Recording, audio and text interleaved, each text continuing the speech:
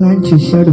కానీ దేవుడు మహాకృపను బట్టి మిమ్మల్ని దేవుడు ఆ మరణపాయం నుంచి విడిపించాలని ప్రభు ప్రవచనాత్మ ద్వారా మాట్లాడుతున్నారు. ఈ చేయి పట్టుకున్నాను, ఇంకా నడిపించిన దేవుడు, ఇంకా నడిపించగలిగిన సమర్థుడుగా నేనున్నానని ప్రభు ప్రవచనాత్మ ద్వారా మాట్లాడుతుండగా నమ్మిన వాళ్ళు మాత్రం గట్టిగా చప్పట్లు.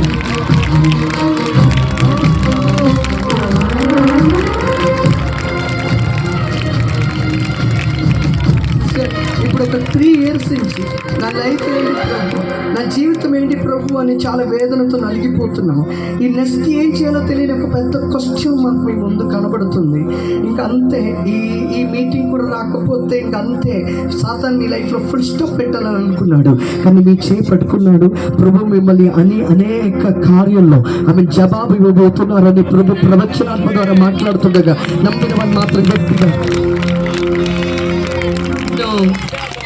చూస్తున్న విషయం బైబిల్లో రబలం షెకే తెరిగల్ కనాదర జలదరగసి నేను ఆత్మలో చూస్తున్నాను. బైబిల్లో ఆగారు ఈ అబ్రాహం ఇచ్చిన రొట్టి, అబ్రాహం ఇచ్చిన నీళ్ళు ఆగిపోయిందని ఒంటరిగా ఇంకా బిడ్డ మరణం కూడా చూడలేదని బాధతో ఏడ్చినట్టుగా మీరు ఏడుస్తున్నాం.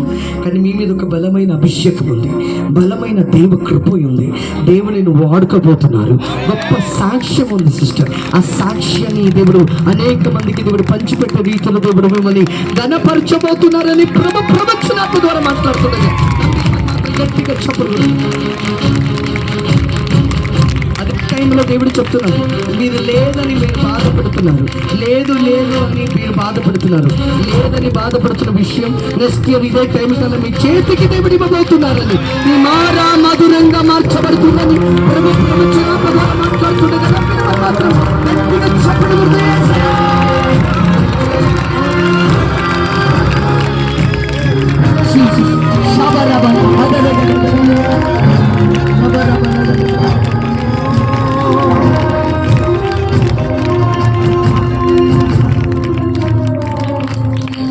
నాలోని ఆనందం నీవేనని, నా జీవితాన్ని ఐశ్వర్యం గమనించావు. ఒంటరైన